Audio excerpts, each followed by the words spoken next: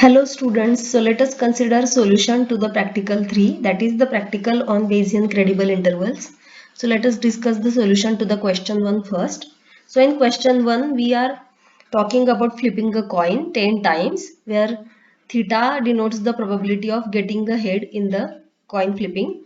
Then the information given to us is that out of the 10 tosses of the coin, less than 3 tosses resulted in head. So we don't know exactly how many number of tosses resulted in head, but we have a partial information, that is less than 3 tosses resulted in head. So that's why we call the data as x less than 3, where x denotes the number of the number of heads observed in the 10 tosses of the coin. So suppose y is an indicator variable attached to the event that x is less than 3. So takes value 1 if x is less than 3 and 0 otherwise. So the probability that y equal to 1 given theta will be the probability that x is less than 3 given the value of theta, and so that gives you three possible values, that is x is equal to 0, x is equal to 1 or x is equal to 2. So the respective probabilities get added and so we get the probability that y equal to 1. So we have observed y as 1 when we conducted the experiment. Now a beta 44 prior has been suggested for theta. So the prior distribution of theta will be like this. So now let us find the posterior distribution of theta. So the joint probability that y is equal to 1 and theta will take this value. So this probability will be obtained by multiplying this probability that y equal to 1 given theta with the prior distribution of theta, and so this all these three terms will get multiplied by pi theta. So let us take 1 by beta 44 common and let us multiply each term in this summation by theta cube into 1 minus theta raised to 3. So the first term will become theta cube into 1 minus theta raised to 13. Then the second will be 10 times theta raised to 4 into 1 minus theta raised to 9 plus 3, that is 12. And then the last term will be 45 times theta raised to 5 into 1 minus theta raised to 11. So this is the joint distribution. Now we want the posterior distribution of theta. So for that we will need to first find the marginal probability that y is equal to 1. So we will have to integrate this with respect to the theta. So upon integration what we will get is the first term will get integrated to a beta integral with parameters as 4 and 14. So the first one will be beta 4 14, then the second one will be beta 5 13 and the third one will be beta 6 12. So the probability that y equal to 1 will be like this. So now let us see what will be the posterior.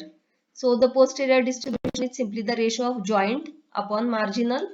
So beta 44 will get cancelled and I'll have theta cube into 1 minus theta raised to 13 plus 10 times theta raised to 4 into 1 minus theta raised to 12 plus 45 times theta raised to 5 into 1 minus theta raised to 11 upon these three numbers. Right now it is difficult to make anything out of this posterior distribution. What we see is three terms in the numerator and three terms in the denominator. So let us try to rearrange these terms so that we get a mixture of three beta distributions. Now why do we feel that this is going to be a mixture of three beta distributions? So notice that the first term containing thetas has actually a form of beta density such as theta cube into 1 minus theta raised to 13. So this is a part of beta density with parameters 4 14. Similarly, the second term in the numerator, that is theta raised to 4 into 1 minus theta raised to 12, that is a part of beta PDF with parameters 5 and 13. Similarly, the third one is the part of PDF of beta distribution with parameters 6 and 12. So if we adjust the coefficients such that finally we get beta densities, these three beta densities, then posterior distribution can be written as a mixture of these three beta densities. So let us see how it can be done. So let us say I have f1 theta as the beta PDF with parameters 4 and 14. Then the rest of the terms will be, the denominator will remain the same.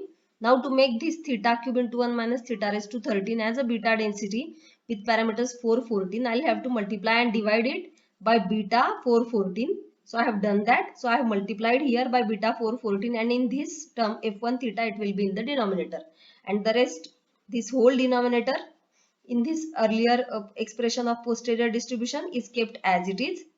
So now let us move on to the second term. So in the second term again the same adjustment is done. So in the numerator I have beta 5, 13.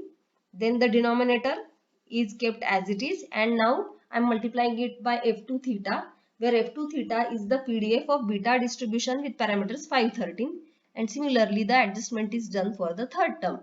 So here f3 theta is the PDF of beta distribution with parameters 6 and 12 as mentioned here. So thus this term suppose I call as alpha 1, this term I am calling as alpha 2, and this term I am calling as alpha 3. Then I can write the posterior as alpha 1 plus f1 theta plus alpha 2 plus f2 theta plus alpha 3 plus f3 theta. Okay, so notice that here alphas are adding to 1. So in fact alpha 1 is beta 4, 14 upon beta 4, 14 plus 10 times beta 5, 13 plus 45 times beta 6, 12.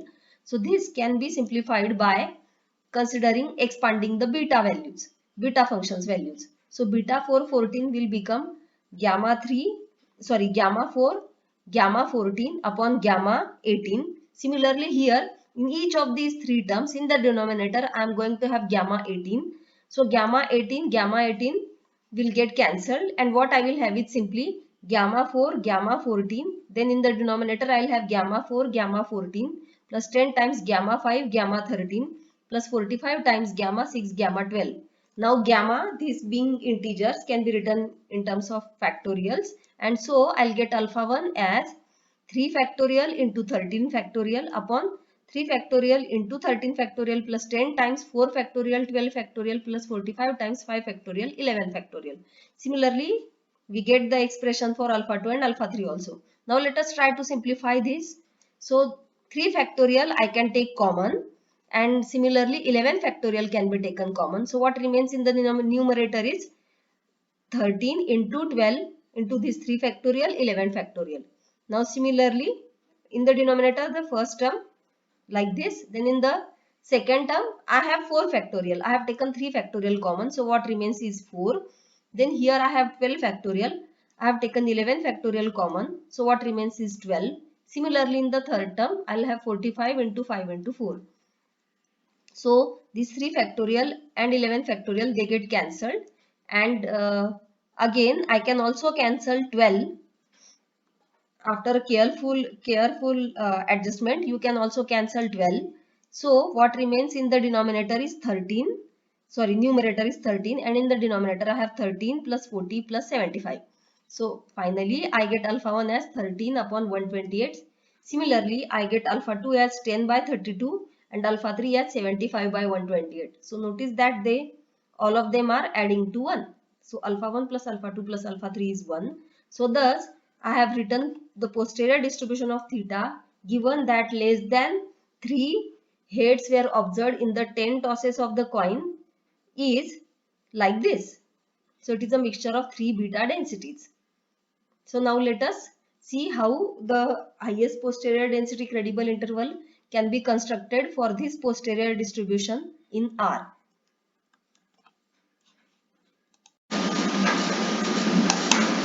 So let us consider how the HPD-CI can be obtained for the first question in the practical third, that is the practical on Bayesian credible intervals. So we had already established that the posterior distribution can be written as a mixture of 3 beta densities. So where the mixing proportion is like this: 13 by 128, 10 by 32 and 75 by 128.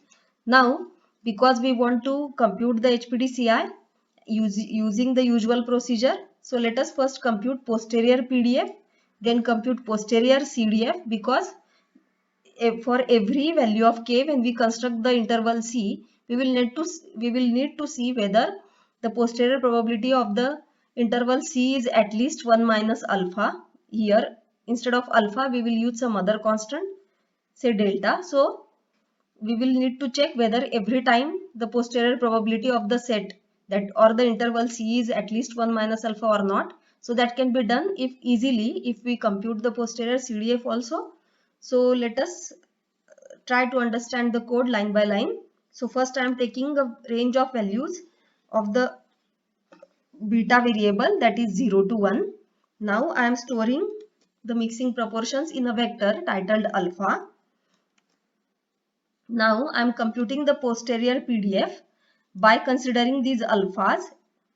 So alpha 1 times beta PDF at point 414. So alpha 1 into d beta A at point A with parameters 4 and 14. Similarly for the second term and the third term. So the function PS PDF, what it does is it computes the posterior distribution at point A. So PS PDF at point, say 0.5. Let us see how much it is. So it is 0.82. Now how can we compute the posterior CDF? So notice that the way we have written posterior PDF, you can compute posterior CDF easily. Instead of the PDF, you will simply, the posterior CDF will be mixture of 3 posterior CDFs here. Sorry, 3 beta CDFs here. So instead of D, we will have simply P beta in the above expression. So PS CDF function calculates the CDF of posterior distribution. So for example, PS CDF at point 1 should be 1. So yes, it is. Then the PS CDF at point 0 should be 0. Fine. Let us see how much is the CDF at point 0.5. Oh, it is really large. That is 0.949660, very large. Now, suppose the variable t we had initiated here. Now, let us calculate the posterior distribution for all the values in t. So, PS PDF at t. So, I am storing those values in the variable post. So, let us plot this.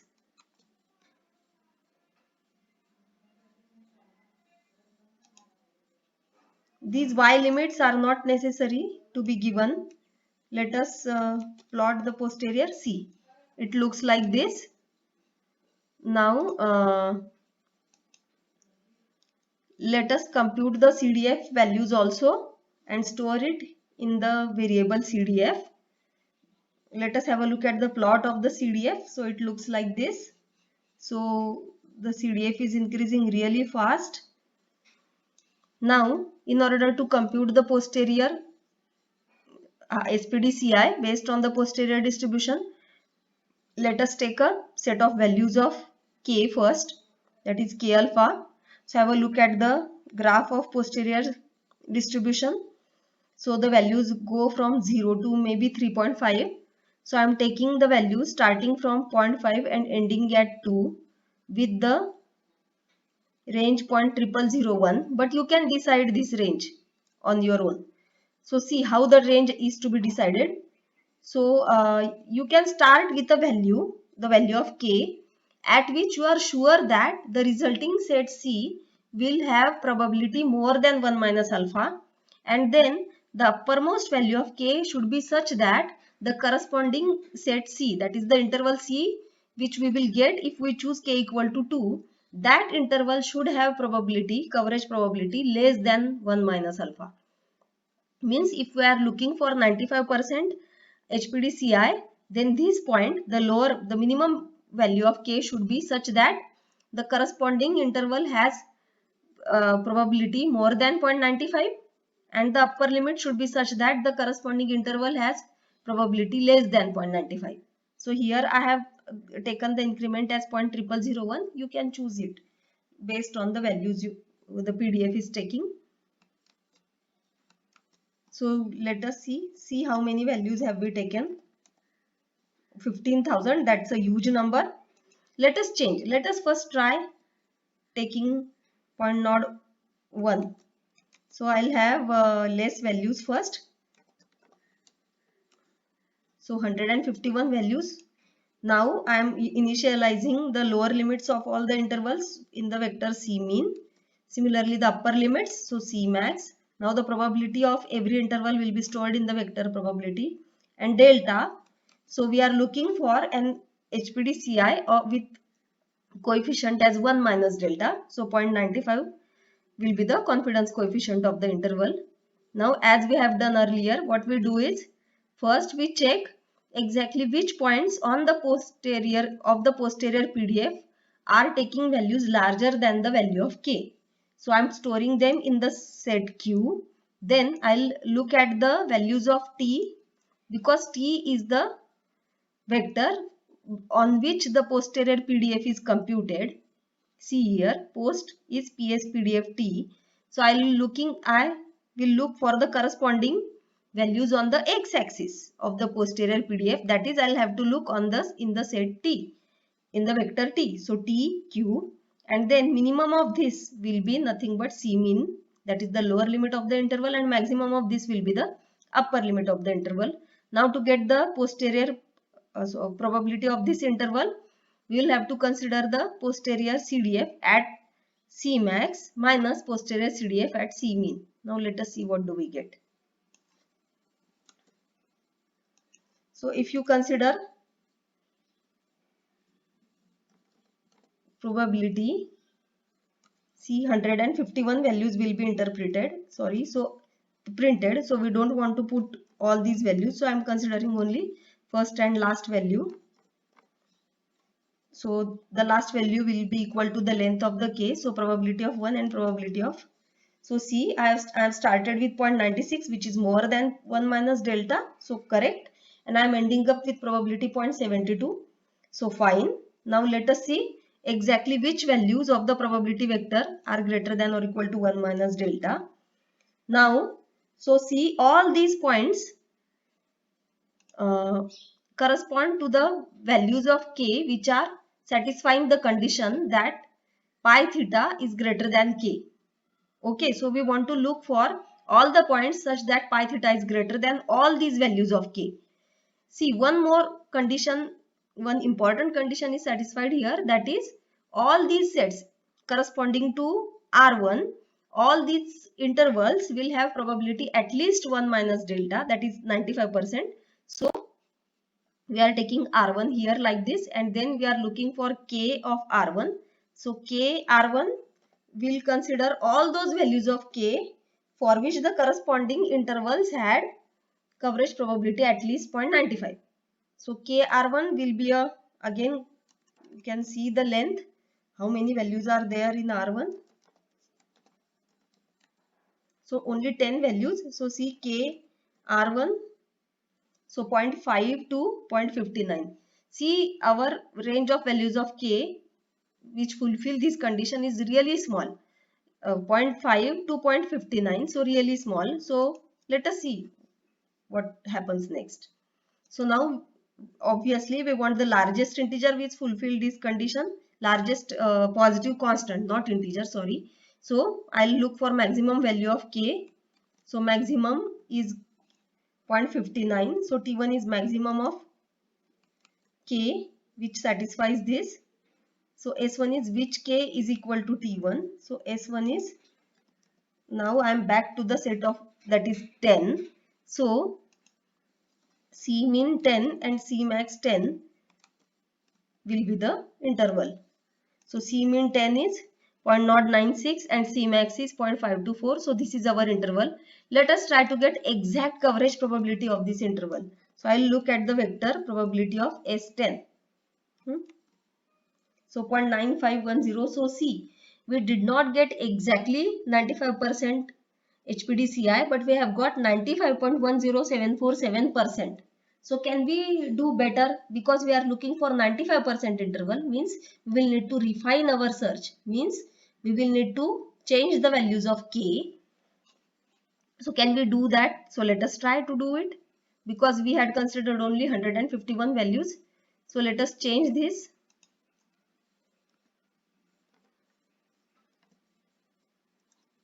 Okay, let us see. So now I have changed the value of k. Repeat the code. Let us run the code again. Let us see what do we get. So a lot better, na? Now the interval has also changed. It is 0.524 to 0.097 to 0.524. Earlier it was 0.096 to 0.524. Okay, and the probability is 0.950475. So closer to 0.95. But if we can do better, we should try to do it better. So one way to do better is refine the interval for on which you are computing the posterior probability as well. So right now I am computing the posterior probability, that is posterior PDF, at the values 0.01, then 0.0101, then 0.0102, and so on. So what can be done is you can start with 0.001 and 0.001. Instead of 0.001, I can start with 0.0001, and here I can change the increment to 0.0005. So let us see what will happen if I change t. So I have changed the distribution also, then means posterior distribution values also I have changed. Then I am also changing CDF values.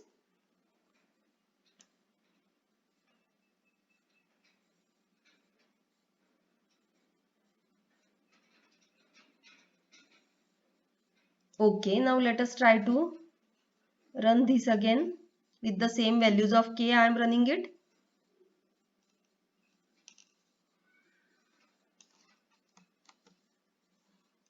So is it any better? 0.950168.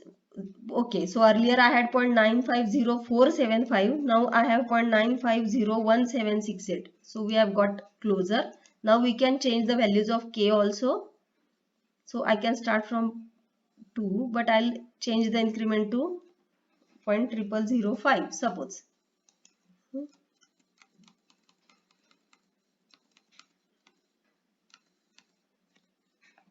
Okay, so there is no improvement. The interval has changed definitely. So now earlier the interval was, okay, no, the interval is also still the same, 0.0966 to 0.5231. Here also the interval is same, 0.0966 to 0.5231. The value of k earlier also was 0.601, now is also so we can be happy with this. If more improvement you want, you can go on refining the values of t, means try to reduce this number, the increment in the vector t, and you will get a better approximation to 0.95. But right now approximately this can also serve as a 95% credible interval for this. So the question which was asked was, find the 95% highest posterior density credible interval for theta. So yes, we have got the credible interval. So let us stop here.